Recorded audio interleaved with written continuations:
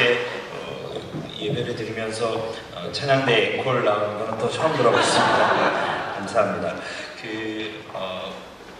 독일의 한 신학교에서 아주 재미난 실험을 했습니다. 신학생들을 대상으로 한 실험이었는데요.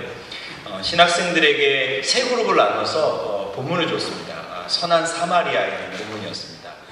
그리고 나서 말씀을 준비하고 나서 어디로 가서 설교를 해라, 이런 명령을 줬습니다. 근데 첫 번째 그룹은 급하게 가야게끔 했습니다. 그래서 10분 후에 설교가 있으니 빨리 가라. 두 번째 그룹은 30분, 세 번째 그룹은 1시간 후니까 지금 출발하면 천천히 가도 된다 하면서 교수들이 한 가지 해놨던 것이, 가다가 실제로 강도 맞은 사람을 눕혀놨습니다. 실험의 내용은 이런 것이었습니다. 과연 하나님의 사람들이 하나님의 말씀을 얼마만큼 지키는가? 그것도 신학생들이 선한 사마리아 본문을 두고 그 설교를 하러 가는데 이 본문과 같은 상황이 있을 때 예배를 드리겠는가? 아니면 그 사람을 돕겠는가? 세 그룹으로 나눠서 했는데요. 이렇게 첫 번째 그룹, 아주 시간이 급박하게 했던 그룹은 여지없이 그 사람을 모른 척하고 지나갔습니다. 두 번째 그룹은 반 정도가 그 사람을 돌보고 갔는데 시간적 여유가 있었고, 세 번째 그룹에 있는 사람들은 대부분 다 그 사람을 돕고 설교를 하러 갔다라고 이야기를 했습니다.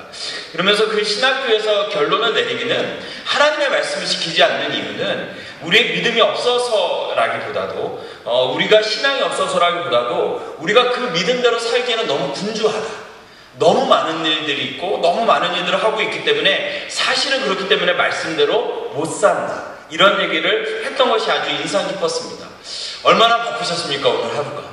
권사님들은 권사님들대로 바쁘셨을 것이고, 집사님들은 집사님대로 바쁘셨을 것입니다. 이곳에 오실 때 별의별 생각들을 다 하셨을 겁니다. 오늘은 그냥 오늘만 나쯤이야. 나 임원이니까 그래도 이 자리에 나와야 되는 것 아닌가. 오늘 또 우리 서초교가 한다니까 찬양들을 해야 되는 거 아닌가 하는 마음으로 오셨는지 모르겠지만, 중요한 것은 이것입니다. 시간을 떼어서 하나님 앞에 내어놓는 자들이 그 하나님의 말씀대로 살아갈 수 있다는 것입니다. 우리 너무 분주하고 우리 너무나 많은 일들을 하고 있습니다. 교회에서뿐만 아니라 사회에서도 너무 많은 일들을 하고 있습니다. 잘 오셨습니다. 잘 오셨고, 어렵고 힘든 발걸음이실 수 있지만 이 발걸음 가운데 하나님께서 은혜 주셔서 이 기도회를 통해서 하나님께서 일하실 줄로 믿습니다. 그런 마음으로 옆에 계신 분하고 한번 인사 나누실 때요, 잘 오셨습니다, 복된 걸음 하셨습니다. 정말 잘 오셨다고 생각하신다면 이렇게도 한번 얘기해 보시면 어떨까요? 내 옆에 앉으신 것을 영광으로 아십시오. 내 옆에 내가 하나님의 일을 이룰 사람인데 내 옆에 앉아있는 것이 얼마나 큰 영광입니까? 제가 제일 어려운 설교가요, 저는 이렇게 학교들을 많이 다니면서 설교하고, 이게 거의 청소년 아이들을 만나고 다닙니다. 여름 때는 뭐 청소년 집회 가서 설교하는데요, 제일 어려운 게 남자들 모여있는 데 가서 설교하는 겁니다. 남고는 정말로 이렇게, 여기 보성여고 선생님도 계시곤 하지만 여고는 아이들이 예쁘고 반응도 잘해줍니다. 권사님들이 계신 데서 설교하면 그래도 아멘도 잘해주십니다. 근데 남학생들이 있는 데서 설교하면요, 정말 주님께서 이렇게 뜨거운 물을 여기다 부어보시면 좋겠다. 아이들이 정말 듣지도 않고요. 이렇게 막 자고 있고, 얼마나 그러니까 나는 안 듣겠다라고 마음을 아예 먹은 아이들 앞에 설교하는 게 정말 어렵습니다. 대학교에 가서 설교도 해봤는데요, 대학교도 많이 어렵습니다. 설교를 들으려고 마음을 먹지 않은 사람들이기 때문에 정말 어렵습니다. 오늘이 그런 모임이 아닌 줄로 믿지만, 네, 여전히 남자들끼리 모여있는 데는 좀 이렇게 대면대면한 데가 있는 것 같습니다. 그래서 한번 저랑 연습을 하실 때요, 아멘을 한번 크게 한번 해보겠습니다. 할렐루야. 감사합니다. 근데가 되었다 이러니까. 건강한 기도가 무엇인가? 기도회잖아요. 건강한 기도가 무엇인가에 대해서 생각을 했습니다. 주위에서 우리는 기도 열심히 하는 분들을 많이 보았습니다. 근데 기도는 열심히 했는데 인격이 변하지 않은 분들을 많이 보았습니다. 그래서 저는 어렸을 때 그런 사람들을 보면서 나는 저렇게 될 바에는 기도 생활하지 않겠다, 이렇게 생각한 적도 있습니다. 굉장히 어릴 때 장로님께서 대표 기도를 하시면 저렇게 기도를 길게 하실까? 그냥 사랑하는 하나님 한마디 하면 될 텐데 그 장황하게 이렇게 하나님을 그렇게 수식하는 것을 들으면서 참 난 기도 어렵다 이런 생각들 많이 해본 적이 있습니다. 여러분 주위에 혹시 기도도 많이 했고 은혜도 많이 받았고 또 기도 응답도 받은 적이 있고 간증도 했는데 이제는 기도 생활하지 않고 기도 생활만 하지 않는 게 아니라 아예 신앙 자체에서 멀어진 분들은 혹시 없으십니까? 여러분 주위에서 하나님을 체험한 경험이 분명히 있는데 하나님을 믿는 사람이었는데 최근에 기도 생활을 안 하는 것을 넘어서서 신앙 생활 자체에서 멀어진 사람을 본 적 없으십니까? 반대로 어떤 사람은 신앙생활도 아주 열심히 하고 그리고 믿음 생활도 아주 열심히 하고 경건한데요, 기도하자라고 하면 기도를 굉장히 무겁게 생각하시는 분들이 있습니다. 기도하러 나오십시다 하면 굉장히 무겁게 생각하고 기도 생활 자체를 어려워하시는 분도 혹시 보신 적 있으실 겁니다. 이런 모든 것들은 기도 생활이 건강하지 못하다는 것을 증명합니다. 오늘 우리는 어떤 기도를 드리는 것이 건강한 것인지, 우리가 기도회니까 그 기도에 대해서 생각해보고자 합니다. 근데 좀 생뚱맞게 탕자의 비유, 잃은 아들을 찾은 아버지의 비유를 통해서 기도에 대해서 좀 생각해보고자 합니다. 좀 생뚱맞을 수 있지만 잘 생각해보십시오. 우리가 잘 아는 것 같이 탕자의 이야기는 집 나간 아들이 집을 나갔다가 그 과정에서 하염없이 기다리는 아버지의 위대한 사랑을 이야기하고 있습니다. 근데 저는 이 장면을 통하여 두 아들, 첫째 아들과 둘째 아들을 통해서 기도와 하나님과의 관계에 대해서 생각할 수 있어야 된다고 생각합니다. 두 아들 중에 두 번째 아들의 기도를 먼저 한번 보겠습니다. 성경을 한번 보시겠습니까? 16장 12절입니다. 16장 12절을 한번 같이 읽겠습니다. 이게 둘째 아들의 기도 제목이었습니다. 같이 읽겠습니다. 시작. 이게 성경에 없으시군요. 네, 그러시군요. 혹시 자막이 가능할까요? 몇 번 봐야 되는데 16장 12절인데요. 아까 성경 구절이 나온 것 같긴 한데요.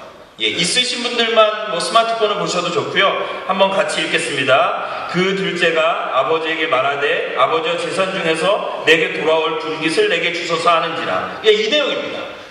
두 번째 아들의 기도 제목은 이거였습니다. 아버지, 나에게 돌아올 분깃을 지금 주십시오.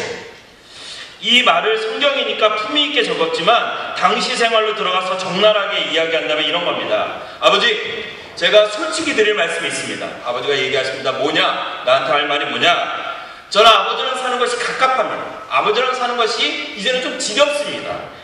저는 아버지가 돌아가시고 나서 이 유산을 받을 때까지 기다리는 것이 너무 지겹습니다. 견딜 수가 없으니 지금 그 분깃을 나에게 주십시오. 그 유산을 나에게 지금 주세요라고 얘기하는 겁니다. 예수님이 살아셨던 2000년 전의 유대 사회는 조선시대에 버금가는 굉장히 가부장적인 시대였습니다. 아버지 앞에 아들이 이렇게 요구한다? 있을 수 없는 일이었습니다. 있을 수 없는 일이었습니다. 예수님께서 아주 특이한 이야기를 하고 계신 겁니다. 일반적인 이야기를 하고 있는 것이 아닙니다. 자신의 것을 당돌하게 달라고 하는 아들, 그러면 여기서 한번 생각해보고 싶은 것은 아버지와 이 둘째 아들의 관계입니다. 과연 좋은 관계였을까? 이 둘째 아들과 아버지의 관계는 좋은 관계였을까? 여러분 어떻게 생각하십니까? 좋은 관계였을 것 같습니까? 저는 좋은 관계였으리라 생각합니다. 왜냐하면 어떤 부탁과 요구를 이야기할 수 있는 정도의 관계였습니다. 아버지가요. 우리는 상상해 볼 수 있습니다. 둘째 아들과 아버지는 친밀한 관계 가운데 있습니다. 어렵고 멀고 무섭고 이야기 거는 것 자체가 어려운 부모님이었다면, 아버님이었다면 이 당돌한 요구를 어떻게 할 수 있겠습니까? 제가 고등부 사역을 하고 아이들을 만나보니까 부모님께 무엇인가를 잘 이야기하는 자녀는 관계가 좋은 관계입니다. 아들이, 딸이 나한테 이런 얘기들, 아빠 제가 이런 것들을 했는데 이런 게 필요해라고 얘기하는 관계는 굉장히 좋은 관계입니다. 저는 살아왔을 때 저희 누님이 장녀였고 제가 늦동의 아들이었습니다. 늘 어머니, 아버지가 저만 이뻐하셨어요. 누님께 그게 여전히 미안합니다. 저희 누님은 그것 때문에 상처가 많으셨어요. 아들 하면서 키우셨기 때문에. 그래서 저는 아버지께 어머니께 무엇인가를 늘 요구하는 게 쉬웠습니다. 아버지 저 이게 필요한데 사주세요. 엄마 저 이 학원 다녀야 되는데 다니게 해주세요. 근데 저희 누나는 나중에 알고 봤는데 아버지께 어머니께 그런 얘기를 쉽게 하지 못하셨더라고요. 저에게도 아들이 있습니다. 저에게 아들도 늘 저에게 쉽게 이야기합니다. 아빠, 이것 좀 사주세요. 저것 좀 사주세요. 저는 그러면 생각합니다. 아, 내 아들과 내가 아직은 관계가 좋습니다. 제가 고등부 아이들과 사역을 하는데요. 아이들이 저에게 먹을 것을 많이 사달라고 합니다. 아주 당돌하게 많이 사달라고 합니다. 또 많이 먹습니다. 요즘에는 떡볶이 이런 것도 먹지 않습니다. 이런 거 먹으면 뭐 제가 예전에 라면 한번 사주러 갔더니 자기네들 무시하냐고 막 이것들이 얼마 전에도 두 아이랑 저녁을 먹었어요. 두 아이랑 저랑 셋이 먹었습니다. 10만 원이 넘게 먹어요. 많이 먹습니다. 좋은 거 먹습니다.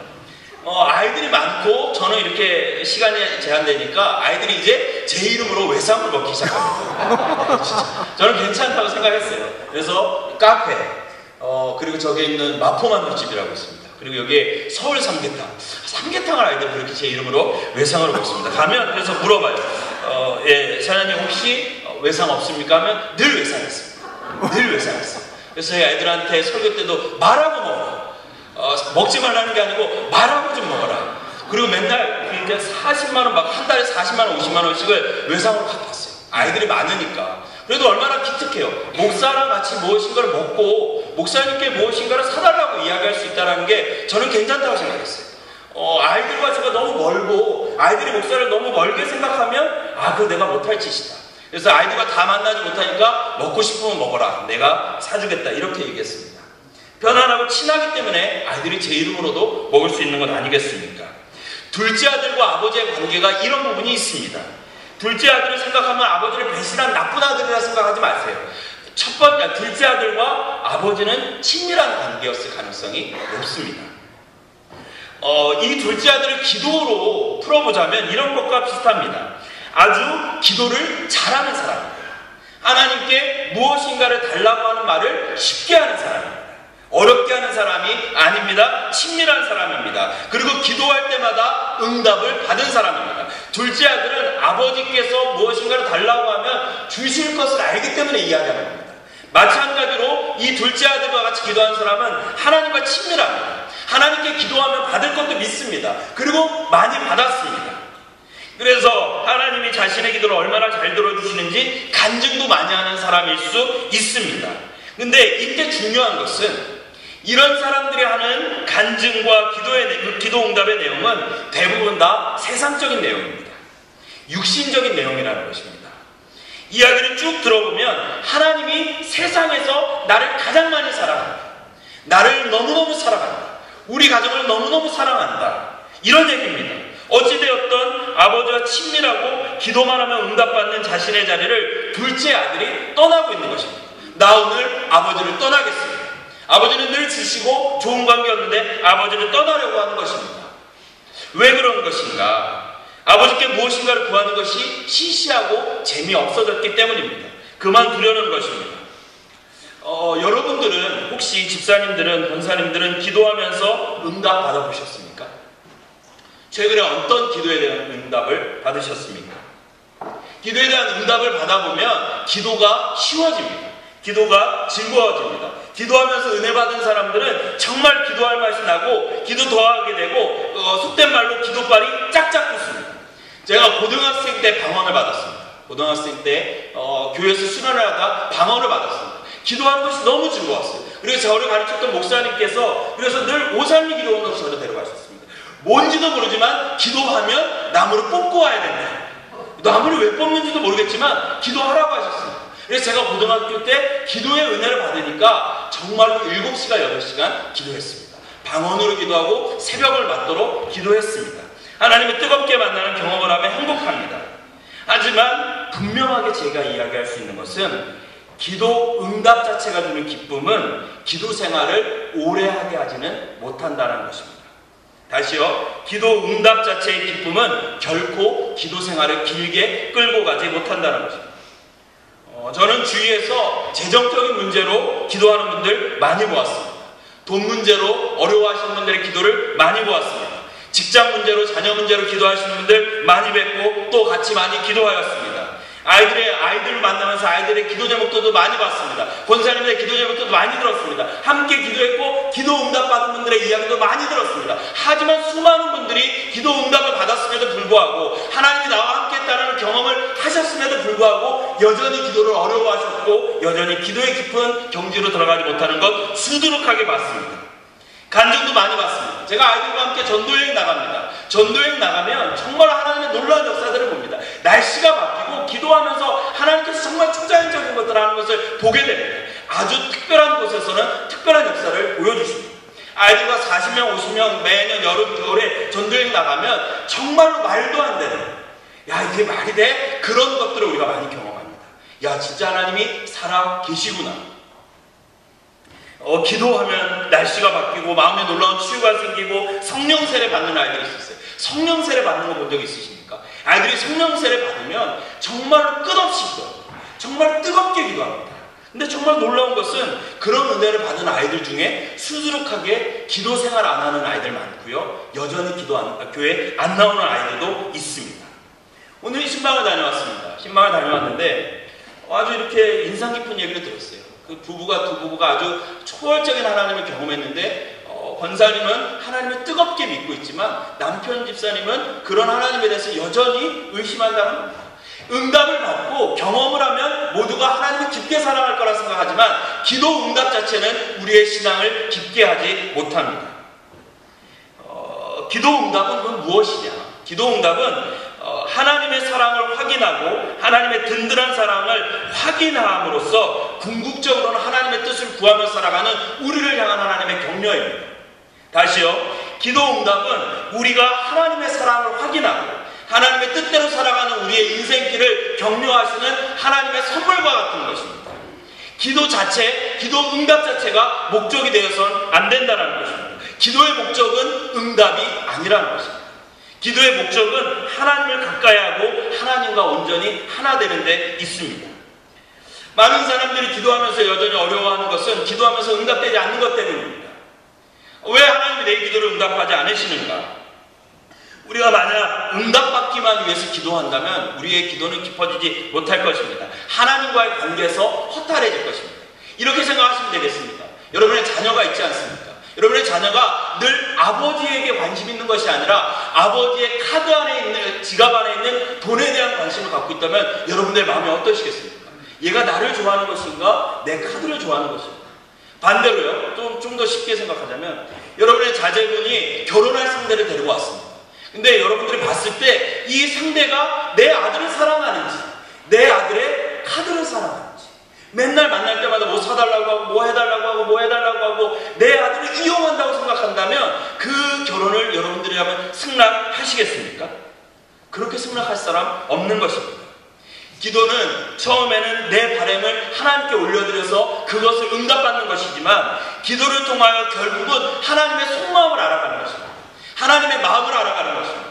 우리의 필요를 채우는 것을 넘어서서 하나님의 마음을 알아가는 기도를 해야 합니다. 그래서 하나님께서 원하시는 것을 내가 원하게 되는 것.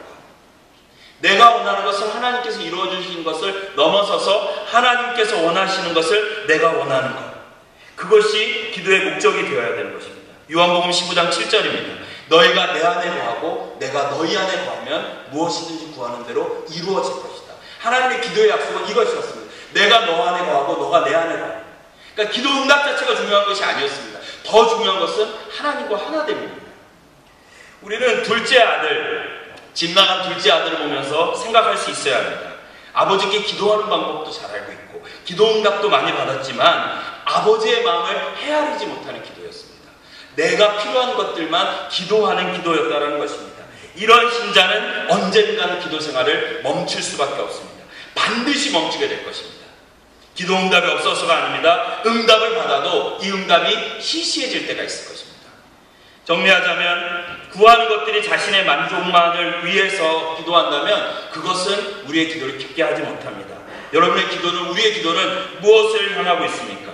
하나님의 마음을 헤아리는 기도로 가야 합니다. 하나님의 마음을 구하는 기도를 드려야 합니다. 당신의 분깃을 나에게 주십시오. 나에게 하나님의 그 유산을 나에게 주십시오. 이런 기도가 중요하지만 그 중요한 기도보다 더 중요한 것이 있다면 하나님의 마음을 구하는 것입니다. 하나님, 나를 향한 주님의 마음을 알기 원합니다. 우리 가정을 향한 하나님의 마음을 원합니다. 주님, 내가 무엇을 해야 되는지 주님 나에게 하나님의 마음을 알려주십시오. 하나님의 마음을 구하는 기도.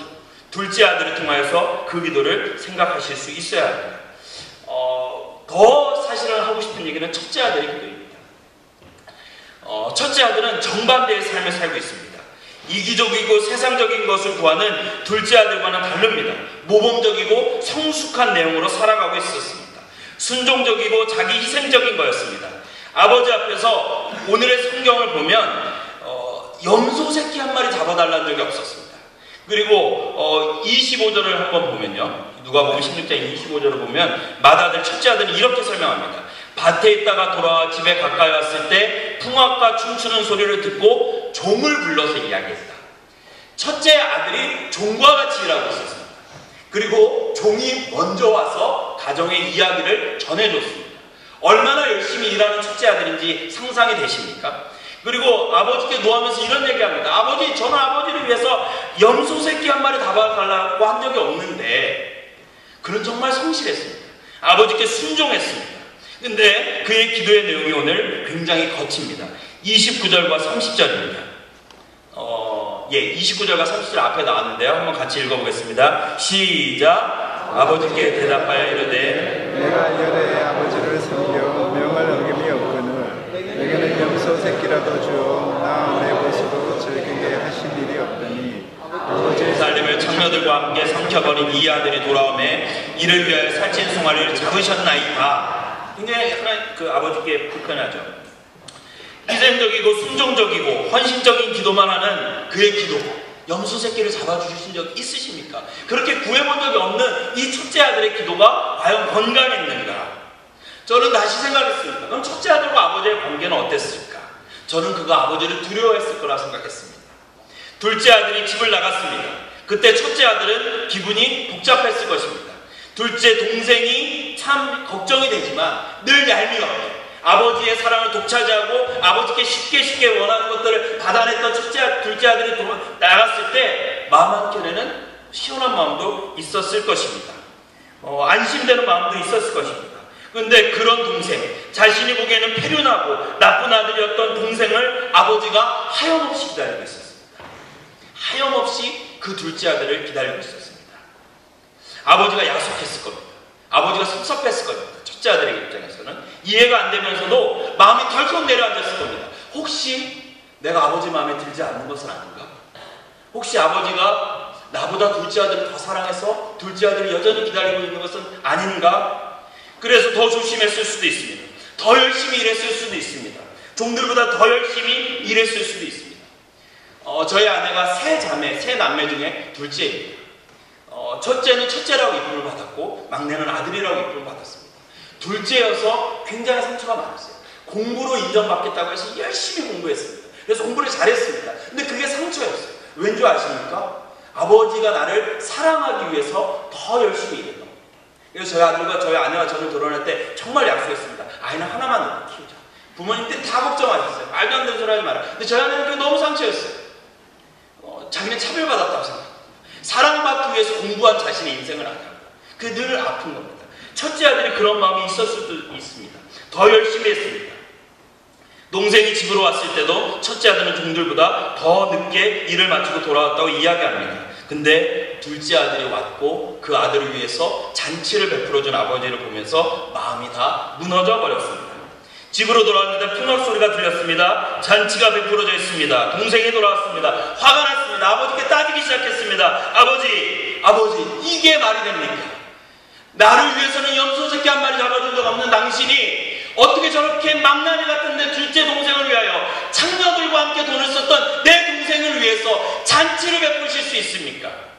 당신이 그러고도 내 아버지가 맞습니까? 아버지가 정말 나를 사랑하는 거 맞습니까? 어떻게 나한테 이렇게 합니까? 그렇게 얘기하는 것입니다.